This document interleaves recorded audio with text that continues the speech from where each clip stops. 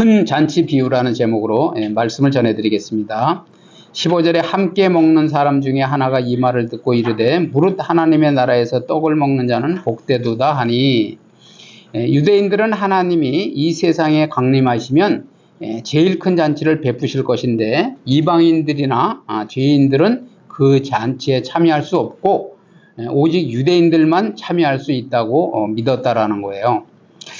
이 사람이 천국잔치를 생각할 수 있었던, 이 질문한 사람이 천국잔치를 생각할 수 있었던 것은 높게 평가할 일이지만은, 유대인들은 무조건 그 잔치에 참여할 수 있다고 생각한 것은 잘못이라는 거죠. 16절 보시면 이르시되 어떤 사람이 큰 잔치를 베풀고 많은 사람을 청하였더니, 그래서 여기서 어떤 사람은 하나님을 가리키는 거예요. 그리고 이제 마태복음에는 다르게 표현하고 있는데, 여기서는 하나님으로 여러분이 이제 이해를 하시고, 그 다음에 큰 잔치는 예수 그리스도로 말미암아 사람들에게 열려진 하나님의 나라와 구원을 의미하는 거예요. 이 잔치에 참여한다는 것은. 그래서 유대인들의 풍습에 의하면 잔치를 여는 사람은 사전에 날짜를 정해 놓고, 그리고 이제 뭐냐면 그 종을 보내서 초청을 해요. 초청을. 그래서 올 수 있느냐 이렇게 일일이 사람들에게 점검을 한단 말이에요. 그래서 몇 명이 오겠다고 이제 허락한 사람이 있을 거 아니에요. 그러면은 이제 거기에 맞춰서, 수요에 맞춰서 이제 잔치를 준비한다는 거예요. 17절 보세요. 잔치할 시각에 그 청하였던 자들에게 종을 보내어 이르되 오소서 모든 것이 준비되었나이다 하매, 그죠? 먼저 올 수 있냐 이렇게 묻고, 이제 온다는 사람이 정해지면 그 수요에 맞춰서 잔치를 준비하고, 보니까 이제 준비가 다 됐으니까, 잔치가 준비되었으니까 이제 오라 이렇게 다시 또 재초청을 하는 거예요. 이제 확인을 하는 거죠. 그래서 최초의 초청을 수락한 사람들에 대해서만 다시 종을 보내는 거예요. 그래가지고 모셔오는 것이 관례였다라는 거죠. 이때 불가피한 사유가 아닌 한 잔치에 불참하는 것은 매우 큰 결례였다라는 거죠. 왜냐? 결혼식을 한다고 하더라도 갑자기 결혼식을 하는 것이 아니고, 그죠?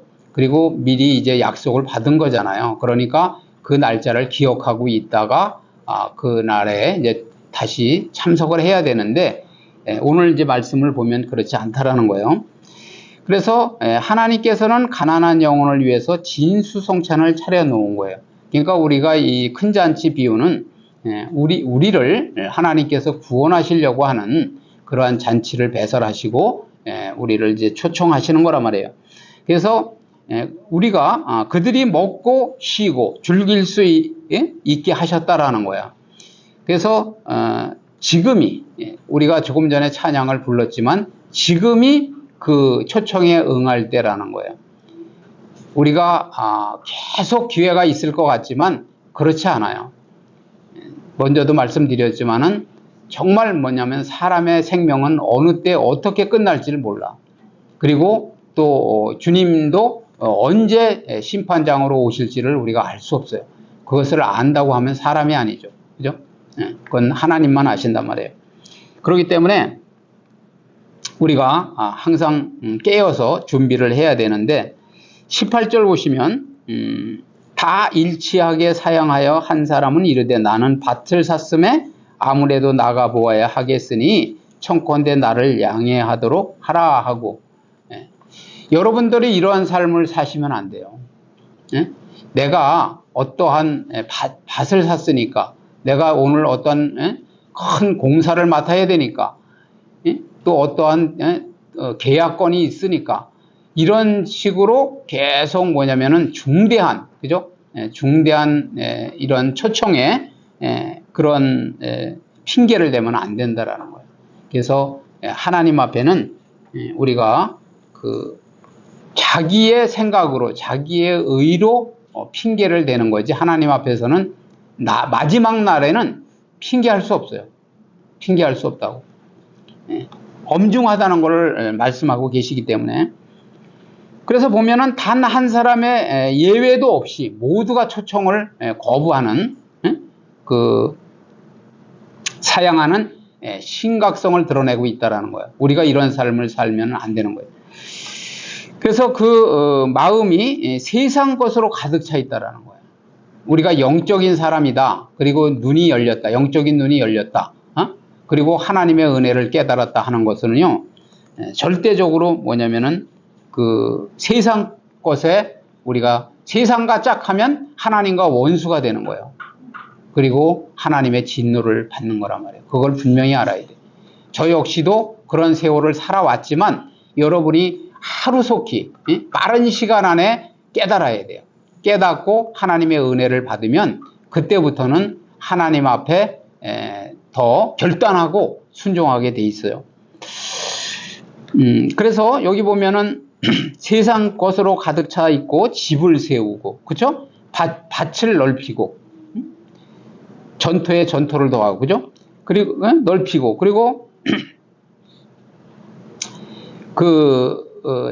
또 일을 즐겨하는 자들은, 밭을 넓히는 일을 즐겨하는 자들은 복음의 초청을 듣지 못한다라는 거죠. 제가 먼저도 그런 예화를 잠깐 드렸지만은 설교 말씀을 방송으로 설교 말씀을 들으면서 다른 어떠한 일에 심취해 있으면 안 들려요.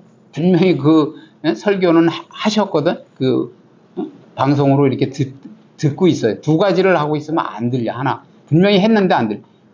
대화할 때도 그러잖아요, 여러분들이. 대화할 때도 분명히 중요한 질문을 했고 대화를 했는데 나중에 딴소리, 딴 생각하고 있다가 뭐라고? 이런다고요. 그러면서 뭐냐면 난 못 들었다고 다시 한번 얘기해보라고 이렇게 얘기하는 거예요. 그런 것처럼 그런 엉뚱한 그 말을 하게 된다는 거예요. 그래서 여기에 중요한 것은 뭐냐면 영혼보다는 육체를, 그리고 영혼에 속한 것보다는 한정된 시간에 속한 것을 더 추구하는 어리석은 자들이라는 거죠.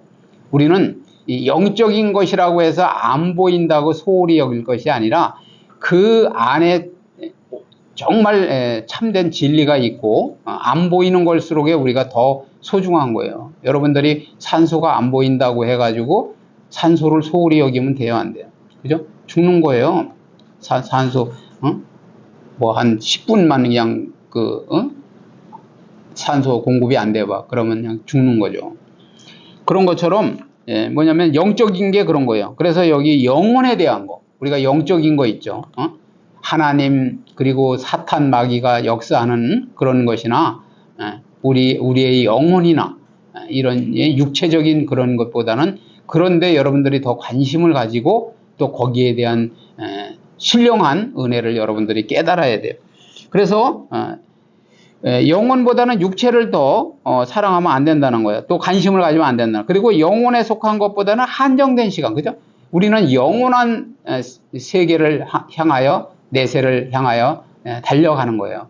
우리가 제가 누누이 말씀드리지만 이 땅의 삶은 100년이요. 150년, 길면 뭐 150년 살 수도 있겠죠. 앞으로는. 그렇지만 그 이상의 삶은 더 이상 허락이 안 돼요.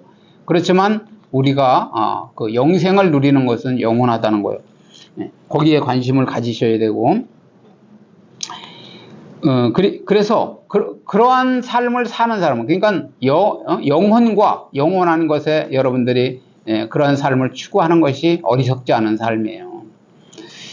아무리 교회를 오래 다녀도, 그죠? 말씀을 많이 읽어도, 설교를 들어도 거기에 대해서 확실한 결단과 깨달음이 없고 체험이 없으면 그건 어떻게 보면 가짜 믿음이 될 수도 있다라는 거예요. 19절 보시면, 또 한 사람은 이르되 나는 소 5겨리를 샀음에 시험하러 가니 청컨대 나를 양해하도록 하라 하고, 그죠?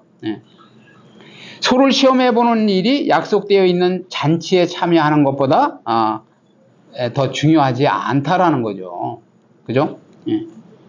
그거보다 급한 일이 아니라는 거예요. 급한 것은 제가 전도하면서도 그런 말을 많이 하는데, 지금서부터라도 진리에 관심을 가지고 빨리 뭐냐면은 더 깊이 알아보려고 하는 관심을 가져야 진리를 알아볼 수 있는 거지, 뭐 좀 더 살다가 그런 생각으로는 어느 날 내가 세상을 떠나서 지옥의 형벌을 받을지 모른다는 거예요.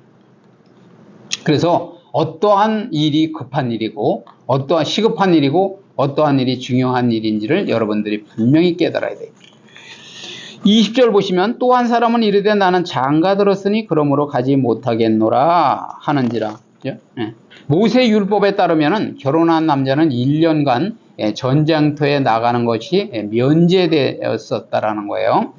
그러나 생사가 걸린 전쟁에 나가는 것과 그죠? 잔치 석상에 참여하는 것은 전혀 별개의 문제라는 거죠. 그죠? 결혼을 했는데 전쟁터에 가서 전쟁을 하다 죽으면 안 되기 때문에 전쟁터에는 못 가게 하는 거지만, 면제해 주는 거지만 잔치집에는 그게 아니잖아요.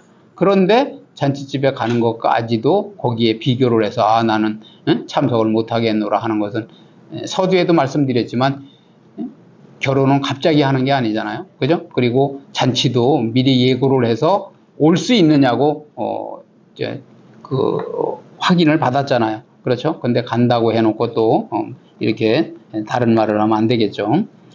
그래서 뭐냐면 그 무엇보다도 중요하고 우선시되어야 할 복음 사명을 일신상의 하찮은 일을 핑계로 도외시하는 우리들의 어리석고 나약한 모습과 같다라는 거예요. 여러분들이 믿음이 있는가, 그죠? 그 사람이 신령한 그 은혜가 있는가를 알으려면 교회에서 모든 이 진행되어지는 그러한 일에 얼마만큼 여러분들이 그 일을 중요하게 생각하고 참여하고 그리고 함께 하느냐에 따라서 그것이 보여질 수 있어요. 보여질 수 있다고. 물론 거짓으로 그렇게 하는 사람도 있겠죠. 사람의 눈치를 봐가면서 사람 때문에 그렇게 하는 사람도 있을 거예요. 자기 체면 때문에 그냥 시간을 내서 잠깐 얼굴 비치고 가고 이렇게 할 수도 있겠지만 정말 하나님의 신령한 은혜를 깨달았고 하나님이 나와 함께 하시는 것을 체험하고 그리고 동행하는 것을 여러분들이 확신한다면 절대 뭐냐면 이렇게 소홀히 행할 수가 없다라는 거예요. 그래서 첫 번째 사람은 비록 이해할 수 없는 사유를 제시하기는 하였어요. 그렇죠? 그렇지만은 불갑을 나를 용서하도록 하라는 예의를 갖춘 형식으로 정중히 사양하고 있다라는 거예요. 그렇지만 두 번째 사람은 약간 퉁명스럽게 자신의 불참 사유를 단순히 통보하는 형식으로, 그죠? 용서를 구하지만 세 번째 사람은 전혀 사과의 뜻도 표시하지 않은 채 일방적인 불참을 통보하고 있다라는 거예요. 갈수록 태산이라고 그러잖아요. 그런 것처럼 이는 하나님의 구원 예로의 초대에 대한 인간의 태도가 점점 더 완악해져감을 표현하는 것이라 볼 수 있다라는 거예요. 중요한 것은 뭐냐면 이 말세가 될수록에 우리를 유혹하고 우리를 그 하나님의 은혜 가운데 거하지 못하도록 하는 사단의 전략이 더 뭐냐면은 교묘해지고 더 유혹과 핍박이 심해진다는 거예요. 그리고 우리를 더 현혹하는 그러한 일들이 많아져요. 그렇기 때문에 여러분들이 뭐냐면 은혜에서 멀리 떨어져 나갈 수 있다라는 거죠. 그것을 경계해야 된다라는 거예요. 21절 보시면 종이 돌아와 주인에게 그대로 고하니 이에 집주인이 노하여 그 종에게 이르되 빨리 시내의 거리와 골목으로 나가서 가난한 자들과 몸 불편한 자들과 맹인들과 저는 자들을 데려오라 하니라. 그죠? 온전하다고 하는 사람들이 거부하고 다 밭을 샀으니 가봐야 되고 장가를 들어서 또 못 오고 이렇게 핑계를 대니까 대노하시고, 그죠? 분노하시면서 종으로부터 보고를 들은 주인은 그들의 사유가 불가피한 것이 아니라 핑계에 지나지 않는다는 것을 아는 거예요. 그렇기 때문에 결국 그들의 행위는 상호간의 인격적 관계를 노골적으로 뭐냐면은 파괴하는 거라는 거죠. 깨트리는 거예요. 그러니까 우리가 조금 전에 제가 말씀드렸지만은 주님이 나와 함께 하신다면 나의 삶의 주인이 되시고 인격적으로 내가 주님을 만났다면 하나님의 주께서 우리의 삶을 인도해 가시고 명령하시고 인도하시는데 거부할 수 없어요. 거부할 수 없다니까. 그게 참된 믿음이에요. 내가 아무리 막 혈기가 있고 뭐 성격이 그냥 불같은 성격이고 용서가 안 되는 성격이라도 하나님께서 용서해라 그러면 용서가 된다니까요. 용서가 돼. 사랑해라 그러면 사랑이 돼요. 응? 그게 하나님을 올바로 만난 사람들이요 주님을 올바로 경외하는 사람들이에요. 그래서 겉사람이 변하는 것이 아니라 속사람이 변해야 돼요. 안 변할 것 같지만 정말 뭐냐면 하나님을 올바로 만나고 더 깊이 만나면 만날수록 순종을 안 할 수가 없는 거예요. 그래서 여기서 보면 시내의 거리는 다양한 사람들이 지나다니는 넓은 길을 가리키고 골목은 사회적으로 소외된 사람들이 은밀하게 다니는 길을 가리키는 거예요. 그러니까 유대인들이 거부한 하나님 나라를 이제는 강권적인 은혜로 자신들이 죄인임을 깨달은 자들과 이방인들이 차지하게 되었음을 의미한다라는 거죠. 22절 보시면 종이 이르되 주인이여 명하신 대로 하였으되 아직도 자리가 있나이다 그러잖아요. 그러니까 그 유대인들이 거부를 하니까 그 다음에 이제 뭐 몸 불편한 사람, 앞 못 보는 사람, 다리 저는 자 막 그냥 가서 강권적으로 이제 데려오라 그러잖아요. 그러니까 여기서 말씀하는 게 뭐냐면 유대인들이 거부했다는 거예요. 하나님의 그 자녀라고 하는 그러한 백성이라고 하는 사람들이 거부를 하니까 이제는 강권적으로 강권적인 은혜로 자신들이 죄인임을 깨달은 사람, 우리도 이방인이었지만 우리가 죄인임을 깨달아야 돼요. 그런 사람들이 이제 그 차지하게 됐다라는 거죠, 그 자리를. 22절 보면 종이 이르되 주인이여 명하신 대로 하였으되 아직도 자리가 있나이다. 주인의 분부대로 하였지만 그런데도 남은 자리가 있다는 종의 보고에 그 잔치의 규모가 매우 컸음을 알 수 있다라는 거죠. 하나님 나라에는 거할 곳이 많다라는 거예요. 그죠? 처소를 예배하러 가노니 가시면서 뭐라고 그랬냐면 거할 곳이 많다. 이렇게 주님께서 말씀하셨잖아요. 그죠? 요한복음 14장 2절에 나와 있는 말씀이에요. 23절 보시면 주인이 종에게 이르되 길과 산울타리가로 나가서 사람을 강권하여 데려다가 내 집을 채우라. 그죠?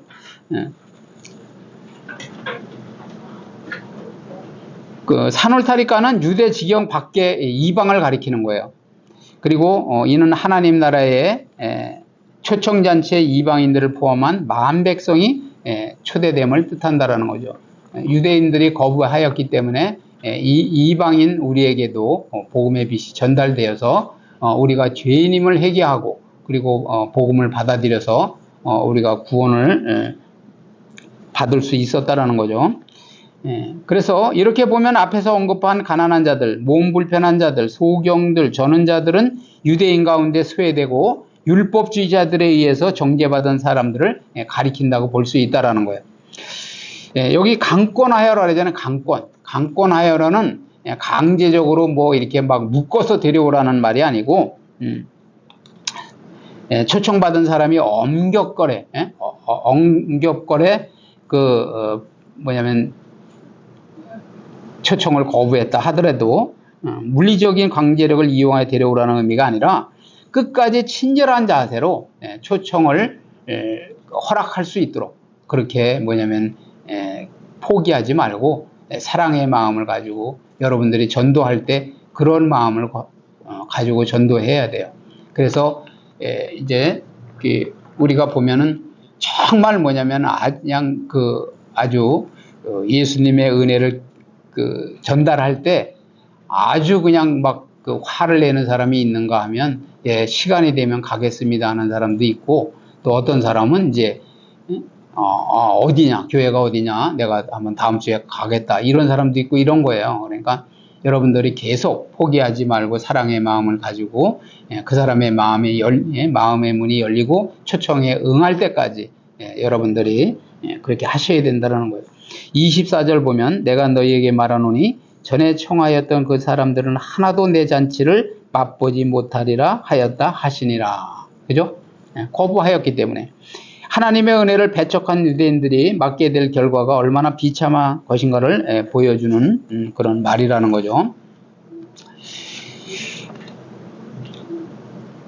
그 거부는 그냥 아무 생각 없이 단순하게 거부를 하더라도 거기에 대한 책임과 심판은 엄중한 거예요.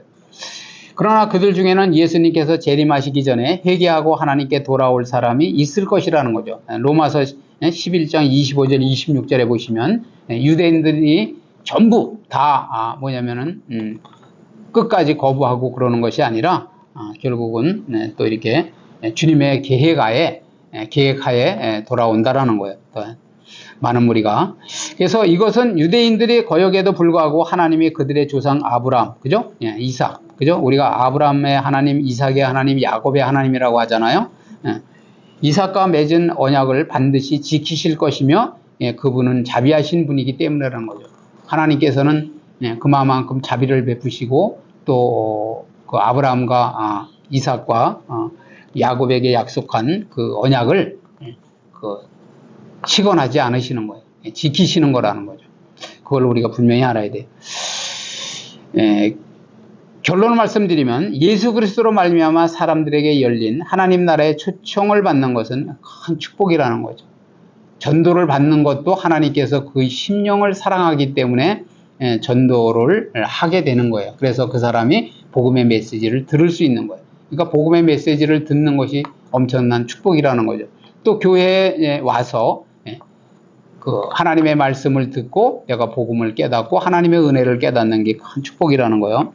두 번째는 한정된 시간 속에서 세속적이고 육체적인 것보다 영혼과 영혼에 속한 것에 여러분들이 관심을 가져야 된다는 거예요. 다시 말씀드리지만 신앙생활은 그냥 그 시계추 마냥 왔다 갔다 하는 그런 교회를 왔다 갔지 가정을 갔다 그냥 왔다 갔다 하는 수준이 돼서는 절대 안 된다는 거예요. 올 때마다 이 화초나 그 콩나물에 물을 주면은 안 자라는 것 같지만 콩나물이 어느 날 보면 쑥쑥 자라 있잖아요. 그런 것처럼 생명의 말씀을 여러분들이 듣고 날로 자라가야 돼. 자라가고 장성한 믿음이 되고 그렇게 되어서 다른 사람들을 또 주께로 인도할 수 있는 그러한 삶을 살아야 된다라는 거예요. 그리고 중요한 것이 뭐냐면 제발 뭐냐면은 영적인 그러한 일에 여러분들이 알으려고 거기에 대해서 시간을 들이고 말씀을 사모하고 은사를 사모하고 그리고 정말 그 일에 여러분들이 관심을 가져야 간절히 나를 찾고 찾는 자가 나를 만날 것이라고 주께서도 말씀하셨잖아요. 그런 것처럼 구하고 간절히 찾고 이 세상 것을 구하는 것도 구해야 되겠지만은 그런 것보다는 먼저 여러분들이 하나님의 나라와 의를 먼저 구해야 된다 이런 얘기예요. 세 번째는 뭐냐면 하나님의 은혜를 배척한 사람들이 받을 심판이 얼마나 엄중한 것인지 알아야 된다라는 거예요. 지금은 잘 모르죠. 그죠? 그렇지만 정말 뭐냐면 보통 사람들도 그러잖아요. 이제 죽음의 문턱에 서가지고요. 정말 뭐냐면 막 그 숨을 거두려고 할 때는 두려워가지고 사지 육체를 그냥 벌벌벌벌 떨면서 그냥 안 간다고 어디로 가는 거예요? 우리 믿는 사람들은 천사가 호의를 하겠지만 그렇지 않으면 어둠의 영이 끌어가기 때문에 그냥 안 간다고 막 그냥 두려움에 벌벌 떠는 거예요. 그래서 우리는 말씀을 통하여서 하나님 나라 비밀을 깨달아야 돼요. 깨닫고 복된 삶을 사는 저와 여러분 되시기를 주님의 이름으로 축복을 드립니다.